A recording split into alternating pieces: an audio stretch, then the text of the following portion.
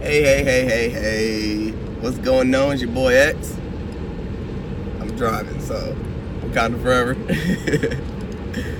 Alright, so today we're going to talk about it was a TV series that I came across over the summer called The Marvelous Mrs. Maisel. And it reminded me a lot about, just life, and especially, twin flame experiences. Even if you're not on the twin flame experiences, just, how some relationships do happen. I mean, I know you're keeping me safe, but look, I need to look forward. How, a lot of relationships can, go down and stuff. Like, now, for the people who haven't watched Marvelous Mrs. Maisel, I'm not going to tell all the details, but, I'm going to point out some, pointers to go along with my story. Great show. Basically, it's about a lady who grew up in New York, and family well off, and Jewish, and they have it was back in like the 1920s, 1930s, around that era. And back then, there's a certain standard. You meet this type of person. Your parents, approved who you met, who you dated, all of that. It's up to your parents and your family. Everything's about, the family and building up the family name and the wealth and keeping, all that stuff. Especially if anybody's familiar with Jewish culture. A lot of them don't marry outside, of their heritage, which, hey, ain't nothing wrong with that. But some of them do, and it depends. Now, with that, her being a woman, also, she was married. She ended up getting a divorce because she wanted to do something different. She didn't just want to, grow up and be a mom, which is what a lot of women, did. Like, they were able to go to school and get educations and things of that nature, but they weren't allowed to use them. They would have master's degrees and stuff like this, but because the man works and it's unwomanly for a woman to do this or do that or do this or do that, there's, oh yeah, you could go. It's just, so they can think that they can do something, type of thing. And she was like, no. And the thing is, she actually got a job, and she, was doing makeup and stuff at a little counter, and then she was, one of the operators. But she was funny as hell, funny as all get out. Now, with her, she realized, how funny she was, kind of, on accident, just being goofy with her friends and others and little private parties they would go to and stuff like that. And she was like, man, I'm actually, quite funny. And people would tell her, like, dude, you are a riot. And on a drunk night one time, she was drunk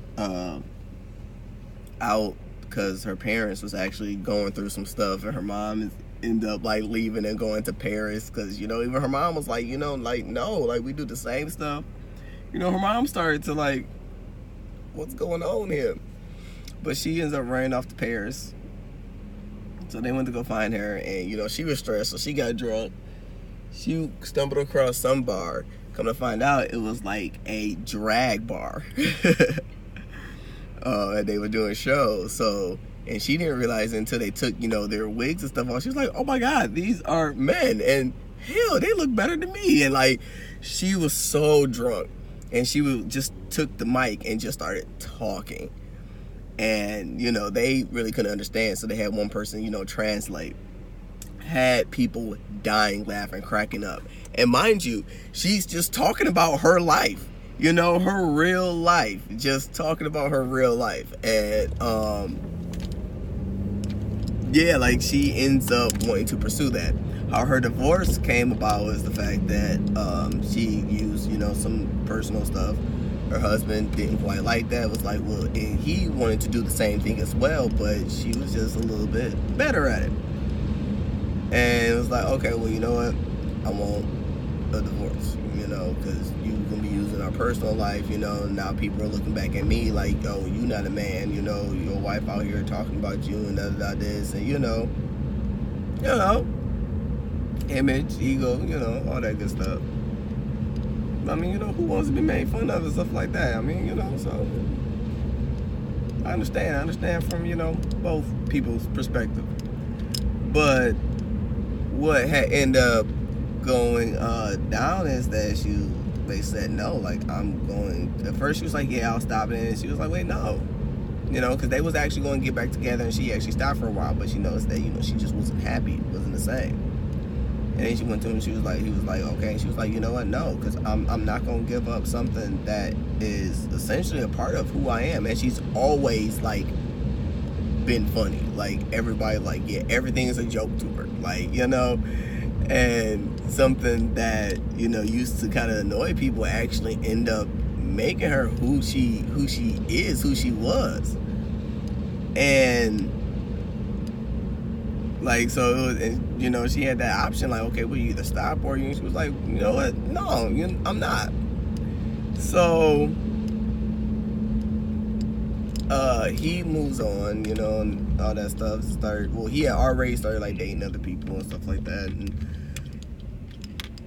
excuse me. And, you know, things were going in progress, you know, it wasn't official. It took her a while, and she was like, you know what, I did everything that I could, and I got down to a point I had to make a decision, and yeah, you know, we are going to go our separate ways. So then, you know, people were trying to hook her, and she was just like, no, you know, when you get out of something like that, you don't really want to just, you know, hook up with people. Trust me, from real life. You know, you just not, you kind of think about it. It was like no, like, I don't, what's this, like rebound season? Like, what? No, I'm good. Because I won't want to be somebody's rebound. And she basically had a choice. She ended up meeting somebody, the doctor, you know, actually appreciated her for who she was, and, you know, just everything. And then, you know, her ex kind of wanted to, you know, step up to the plate, realize his mistakes and all of this, and so then he kind of wanted to come back and step up to the plate and stuff like that. Now, remember, y'all, I was talking about the whole, and going through, I was just looking for something to watch, and it was like, when I went to sleep, it was like all this came up, so I was like, ooh, topic to talk about. So now that reminds me of, you know, the whole, like, twin flame journey for those of us, you know, who are on it. When you think about, like, the karmic or the false twin and the real twin, or hell, even all three of them. Leo Mercury retrograde right now, anything's possible. I'm just saying. And, you know, the only reason why I know about, you know, karmic, false twin, and real twin is because I myself feel like that's the situation that I was in a karmic twin, a false twin, and a real twin type of scenario. And it's confusing. It's confusing as hell. I'm not really sure about, you know, anybody else, but it's confusing. It's confusing as hell to me.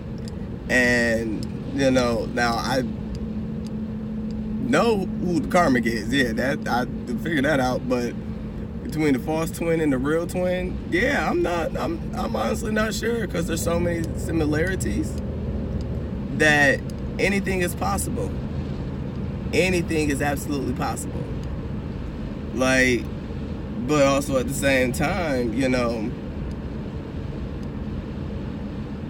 I see her struggle and can, you know, have a personal understanding from it for Mrs. Maisel, because, you know, she basically at a point where she has to, you know, choose. It's like, yeah, they're doing, but, you know, for how long? And it was like, everything, you know, you criticize about me, like, this person openly, you know, accepted and, you know, cherished and just took me for who I was, and took time to understand and all of that. And it's like, well, but you know, the person that, you know, they had like this little magical, I guess, moment with, you know, because their relationships kind of just happened. It rushed. Everything was just boom, boom, boom, boom, boom, back to back to back. And it was like, but now, you know, now you see me happy, or, you know, doing what it is that I need to do, and actually, you know that, you know, I'm happy and I'm moving on and things of that. Like, now you want to actually start, you know, doing good. That was, you know, your tower moment for those, you know, who understand tarot, you know, and now you want to start doing good and doing right. And it's like, but right, I know y'all like, but what? I don't know. Like, it's just like, but where's all this coming from? Like, I'm being got in my own candid camera right now, you know, type of thing.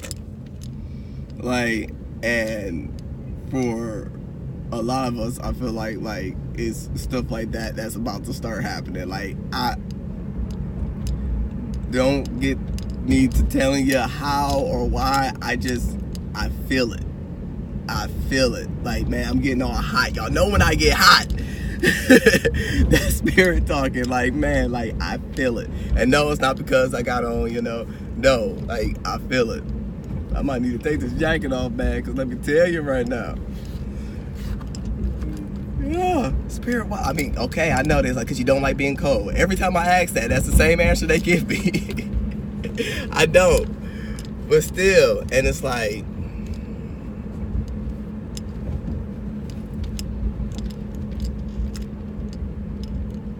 what's really about to go down? Like, what's really good in here? Like, what's the real? Because, you know, I also came across, which made me, you know, think something, you know, like I say, I come across something new all the time, and different perspectives of way of viewing stuff. And I was on YouTube and I happened to come across Your Angelic Karma, and it was a video and it kind of stuck out, so I listened to it and I was like, I didn't think about that like that. I've never thought about relationships in like a business transaction type of way. Dude, you just really, my dude, what's going on? There's cars and like, okay, we just gonna walk out in the middle of the street. Oh Lord, people. Like, I really didn't know, dude just walked out in the middle of the street, so I had to like stop, like, whole car. Oh Lord. But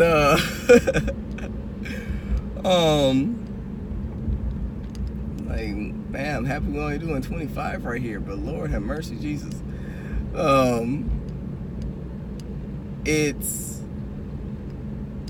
crazy because I never really thought about relationships as far as that goes, when it's very similar in that way. Like, oh, okay, well, yeah, it would be like a business transaction. The only thing that's different is love, you know, and that's what, you know, makes it different, because it is an agreement. It is like, you know, a form of reciprocity and give and take and working together, you know. Because in business, you know, each if two businesses want to come together, you know, it's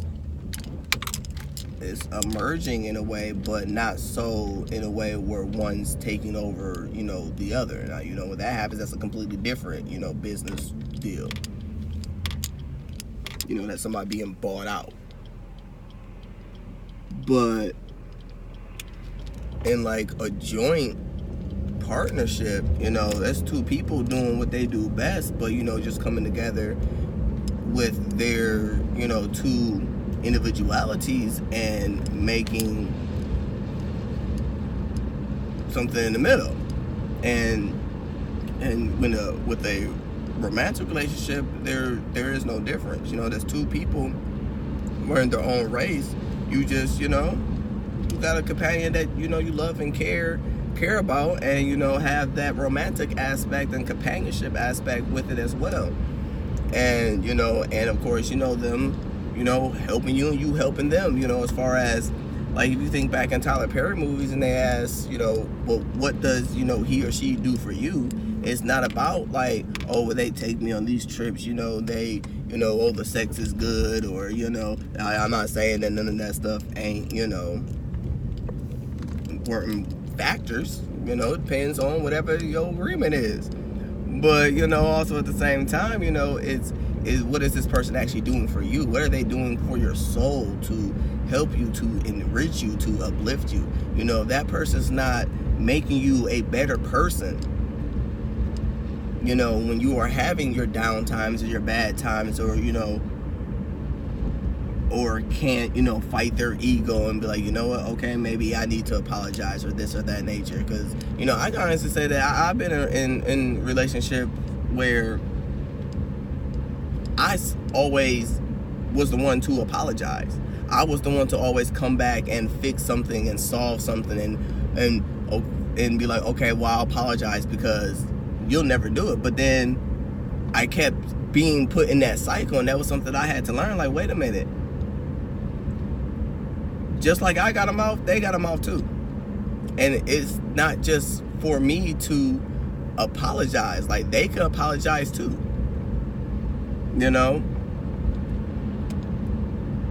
I don't have to be the person to do it all the time. Because once you start that and you do that it will continue. Because the person, oh, well, they'll eventually come back. They'll eventually say sorry.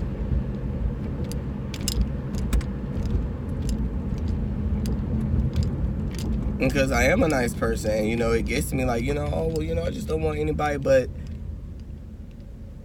it takes two to tango. And if there is some type of fallout or dispute or disagreement or whatever the case may be, both people are somehow in the wrong, some way, some shape, some form, but it shouldn't always be put on to one person to correct or solve it.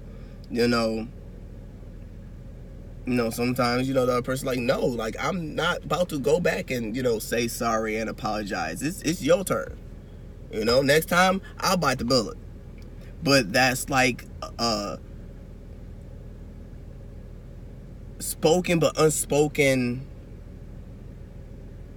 camaraderie. That's definitely something that should be, spoken on, because next time I go into a relationship, I'm definitely going to tell them, like, hey, look, these are patterns that I'm not willing to go back into doing. So, if it's something in the moment, or even if, not saying that, okay, but what if it's something that you are just being a brat for? Okay, then call me out, be like, hey, look, you probably feel like I'm the one that needs to apologize right now, but look, you did this, and that's the only reason why I did that. Yes, I should have held my composure and everything, but I need you to say sorry, because I'm not the one in the wrong right here, right now. And then, and then I'll apologize back. But until you say sorry, I'm not going to say nothing.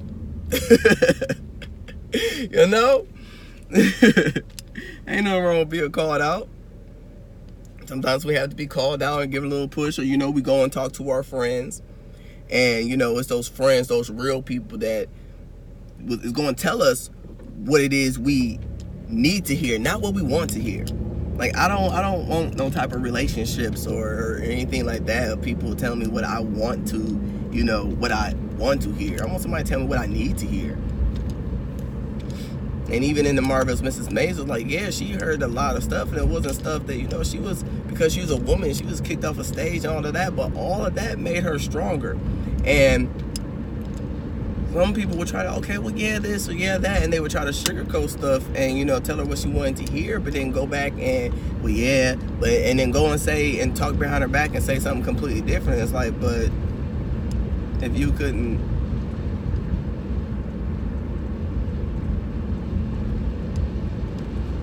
You know, because I'm not gonna say nothing to nobody else that I can't come back and, you know, say to you, because it could come out at any given time. You know, I'll be like, yeah, you know what, I did say that. I sure did. Was also, you know, not running away with assumptions either. You know, because, you know, the dude in A Marvelous Mrs. Maisel, he had found out that the new guy met his children. It's like, well, how you met your children? Well, it was actually, you know, a mistake, you know, showing up and, you know, they happened to be, you know,